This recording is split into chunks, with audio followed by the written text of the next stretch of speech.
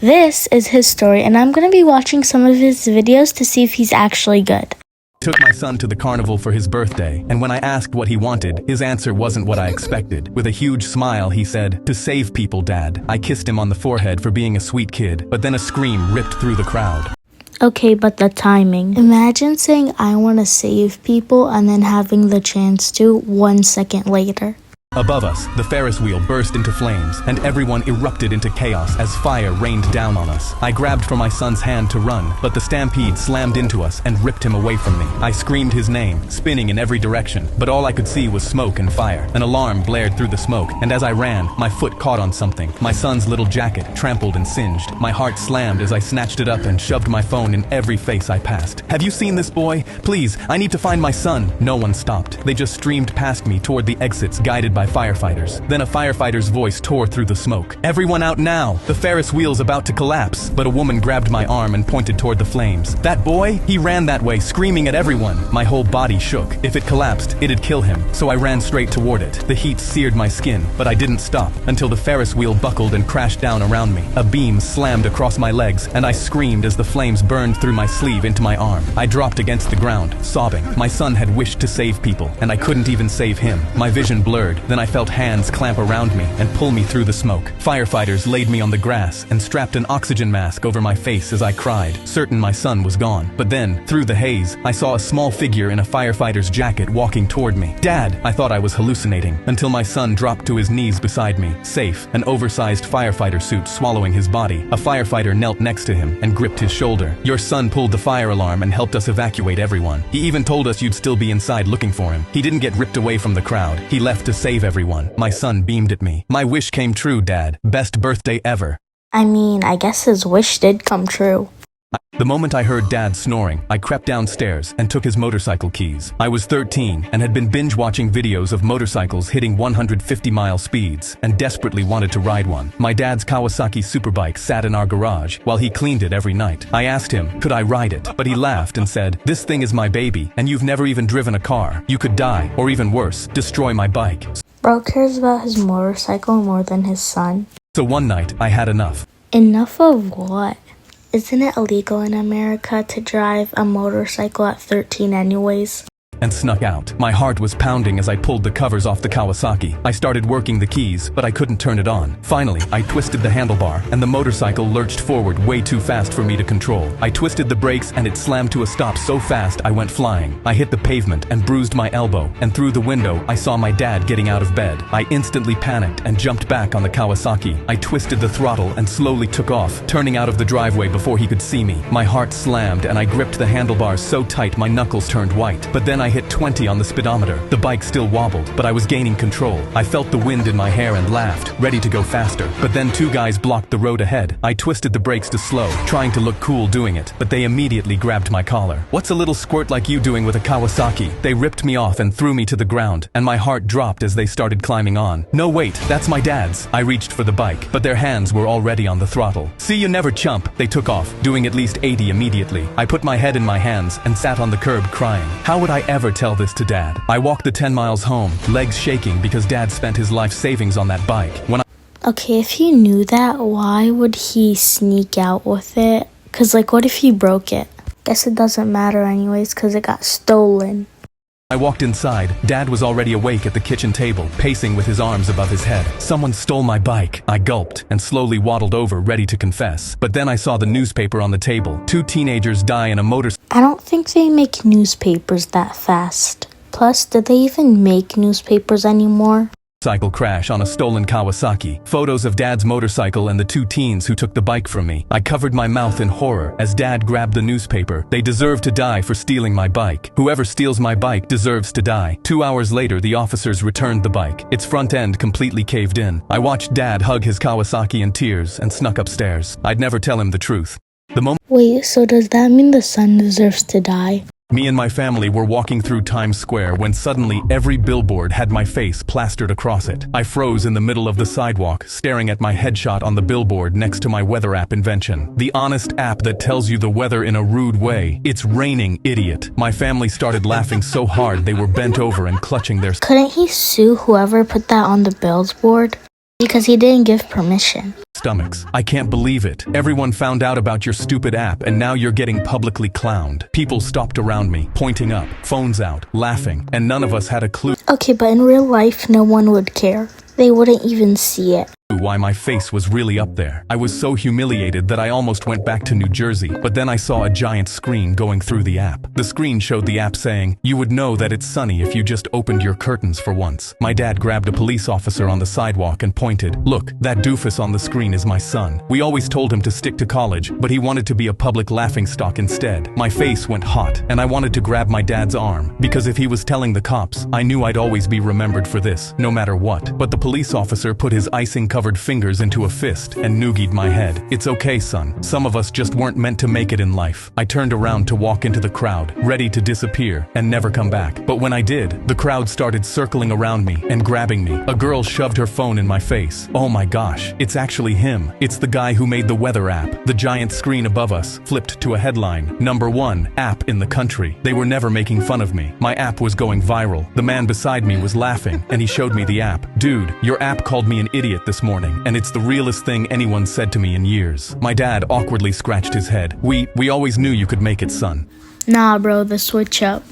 I put my hand on his shoulder. "Careful, Dad. Honesty's kind of my thing now." I went to a Marriott ballroom for econ extra credit and ended up running from a man in a three-piece suit calling himself Maximus Masters. Noah signed our names on the extra credit sheet and pushed open the doors. Free steak and a grade bump? I'd sit through my own funeral for that. A woman in a navy blazer was on us before the doors swung shut. "Welcome, future entrepreneurs. I'm Crystal." She slapped name tags on our chests that read, "Guest of Honor," and steered us to the front row with a hand on each of our backs. "Where's the bar?" Noah asked. After the presentation, Crystal sang and disappeared into the crowd. 60 people sat around us, wearing the same wide smile, staring at an empty stage. Nobody was talking. "I don't see anyone from our class," Noah whispered. "Maybe we're early." "Dude, the room is full." The lights cut out and techno music shook the floor. 2 fog machines fired smoke across the stage, and a man in a three-piece suit walked through it with his arms over his head. "Who wants to be financially free?" The room exploded as people shot out of their seats, pumping fists. We didn't move. "Is this extra credit or a hostage situation?" Noah whispered. For 40 minutes, Maximus paced the stage, ranting about yachts and cellular metabolism powder. Slide after slide behind him of him holding stacks of cash. A guy 2 rows back stood up sobbing about how he used to work at Subway. "It's a pyramid scheme," Noah said. I nodded and started to stand, but Crystal materialized behind us. "Leaving? You haven't seen the compensation structure." She pressed down on my shoulder. "Sit." We sat. When it finally ended, she pulled out an iPad and asked which package spoke to us. "We're just here for class credit," I told her. Her smile cracked. "You're scared of success. People like us retire at 30. The whole room turned to watch. Maximus walked over, sweat soaking through his collar, and put a hand on each of our shoulders. "Gentlemen, let me introduce you to the man who changed my life." The fog machines kicked on again. An older man in a white suit stepped through the smoke onto the stage. Noah's hand clamped around my forearm. "Dude, that's our prof." Professor Jacobson smiled at me from the stage. The same wide smile Crystal had. The same smile the Subway guy had. The same smile every single person in that room had been wearing since we sat down. He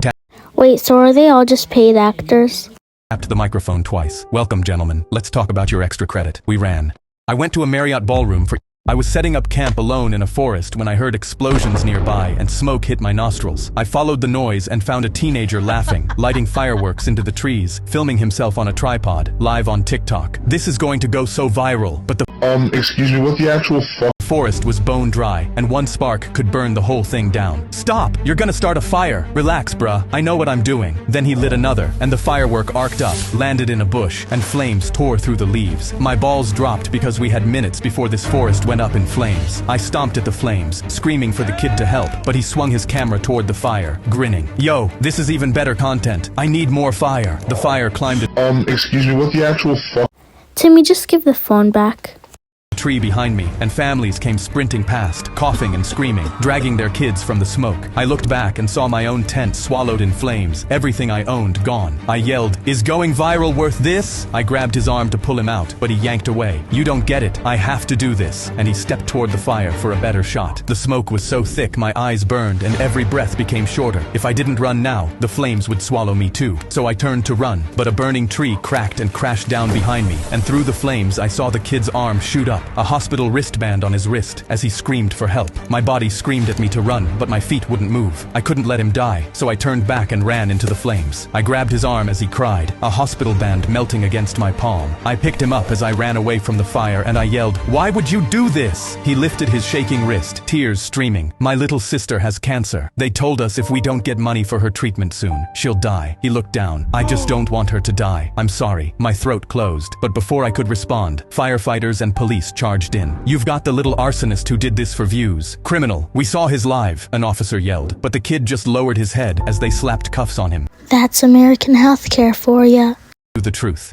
I was setting up camp alone. I was at work when my boss yanked me into his office by my collar. "Bring a real llama to this office in 2 hours, or you're fired." He grinned, because we both knew it was impossible. "The CEO gets here at noon. There's no way you'll pull this off, so I'll start packing your desk right now." I looked down at my phone, and my lock screen lit up with my 2 dogs. If I lost this job, they'd be on the street with me. I wasn't about to let that happen, so I had 2 hours to pull off the impossible. I bolted out of the office and onto the sidewalk, sweating. There's only one place in New York City with a llama, so I flagged a cab and sped uptown to the zoo. I ran to the front gate and begged the keeper, "Please, I just need to borrow a llama for 1 hour." He laughed in my face. "Absolutely not. I only had 40 minutes left." I thought of my dogs living on the street, and I knew I couldn't walk away empty-handed. So I snuck around to the back pens, unlatched the gate, and grabbed a llama by its rope, but it spit a wad of green slime across my face. Before I could pull it away, a keeper spotted me. "Hey!"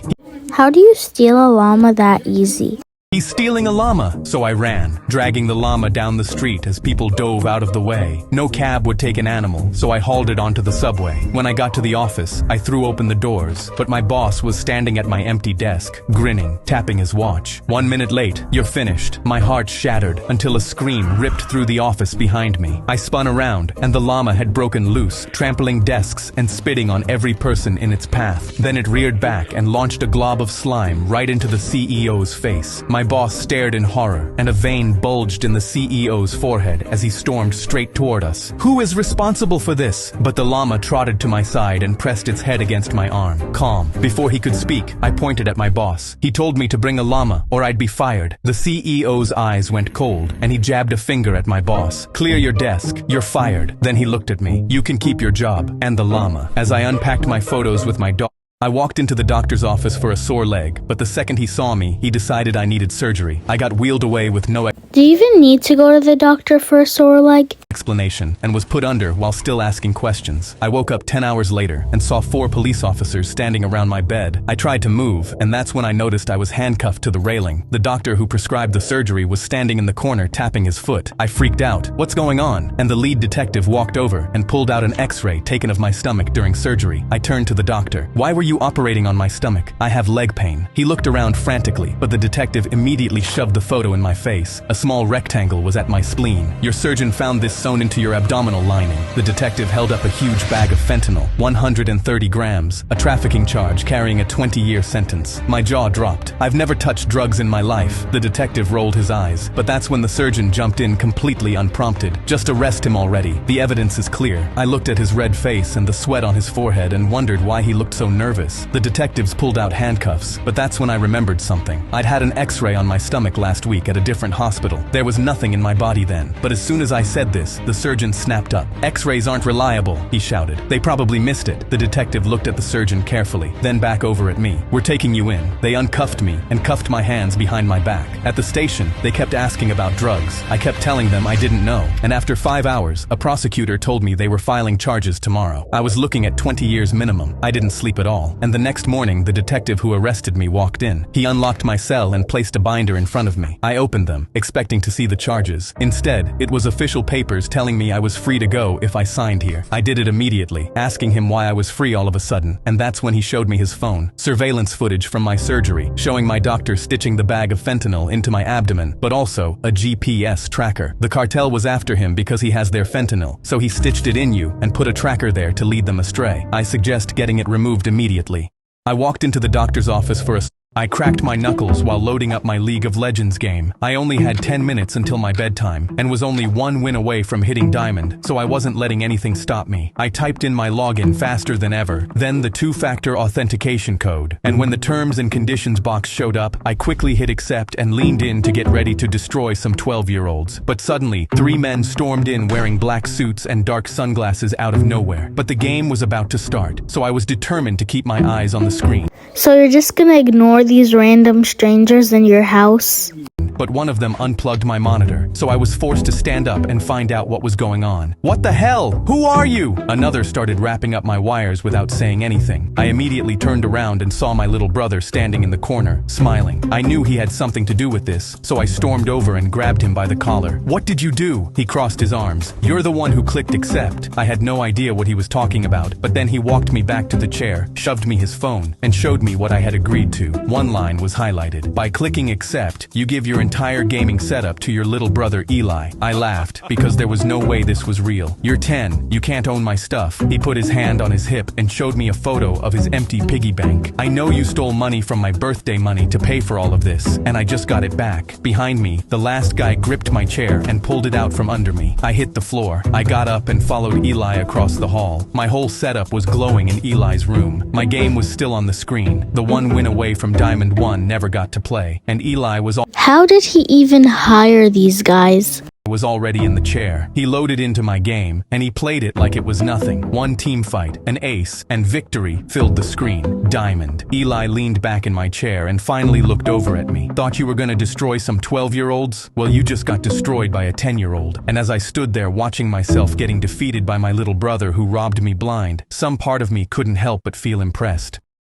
Logan slammed $1,000 on our dorm table. Tomorrow, we're all going to the airport with no money, and the one who can get to the furthest country wins. It's a college competition. I immediately signed the sign-up sheet because my mom had never left the state before, and this was my chance to make her dream of going to Disneyland come true. I clicked the pen and grinned. May the best man win. The next morning, all 5 of us walked into LAX with empty wallets, and Logan lifted up 3 fingers. We start in 3, 2, 1. I sprinted for the airline counters with money on my mind. Please, I need a free flight to win a competition for my mom. You got me, right? The agent laughed at me. Right, and I'm looking for free Jordans because I don't want to pay for new shoes. You got me, right? He was making fun of me, so I frantically searched the airport because I knew I needed a new strategy. A woman 2 seats down propped her giant suitcase against the charging station and answered her phone. Yeah, Mom, I land in Dublin tonight. Love you. My entire face lit up because I knew Dublin was a city in Ireland, and it was 5,000 miles away. She headed for the bathroom without her suitcase, so I dumped her clothes into my backpack, folded myself inside, and pulled the zipper shut with my teeth. 10 minutes later, I was swinging through the terminal, slamming into every doorframe in California, while I was curled up like a pretzel, until someone grunted and rammed me into an overhead bin with my knees in my eye sockets. By the time I climbed in, the group chat was already flexing. Logan posted a selfie from a party bus to Mexico, and I grinned because I thought I was going to beat him. The engines roared, the bin rattled, and I fell asleep picturing my mom standing outside the Disney castle holding a giant cotton candy. A loud thud woke me up, and I was certain 16 hours had passed, and I was on a whole new continent. The second the bin clicked open, I exploded out with both fists in the air and screamed, I won. A flight attendant dropped her clipboard, and the suitcase woman screamed louder than I did. Then the pilot's voice came through the speakers. Welcome to Dublin, one of the most beautiful cities in California, folks. Flight time today was 45 minutes. My face fell because I thought we were going to Europe, but we hadn't even left the state. When security grabbed me to walk me out, I made a request. If you guys arrest me, can you at least put me in a jail in Argentina so I can win my competition? Yeah, I don't think they're gonna do that.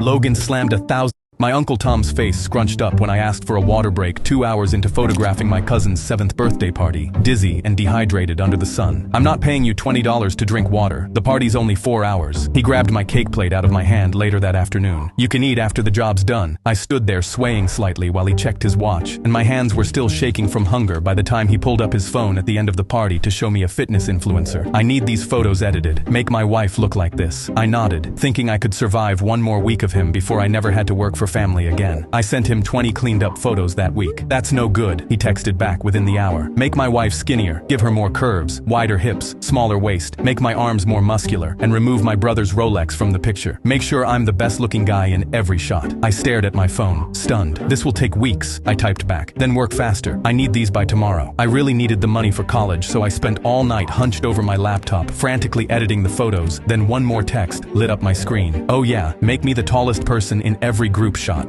Something in me finally snapped clean in half. I called an emergency family meeting the next day and connected my laptop to the TV. I'm done with Uncle Tom's BS, and before anyone judges me, let me show you why. I pulled up his texts and the before and after photos, which included edits of him stretched taller than his own brother, his arms bulked up, and his wife's body reshaped into something she'd never recognize. My aunt stood up slowly, staring at the screen with her hand over her mouth. That looks nothing like me. Were you lying when you said I was perfect just the way I was? Uncle Tom shot to his feet and pointed at me. You had no right to show those messages, I laughed, and you had no right to treat me like garbage for $20 measly. That same night, my aunt grabbed his phone off the counter and found him setting up dating profiles using the edited photos he'd demanded. Every screenshot became evidence in her divorce filing 3 weeks. I was closing our McDonald's when a guy built like a delivery truck started pounding What a great way to start a conversation.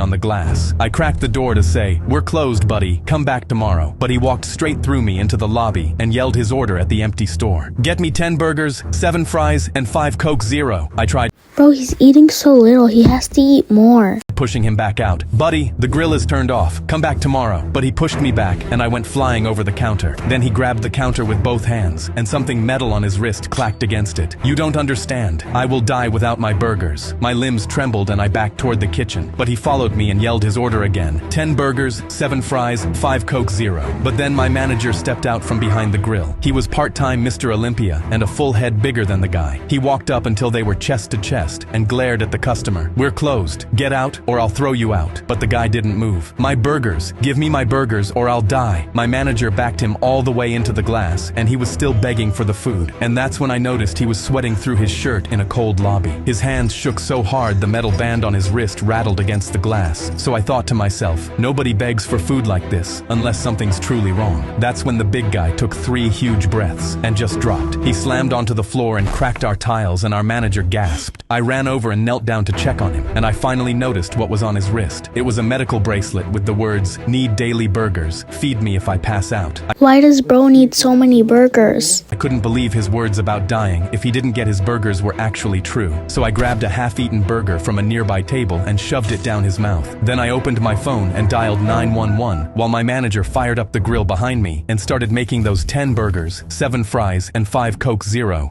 I think that's enough social media for today.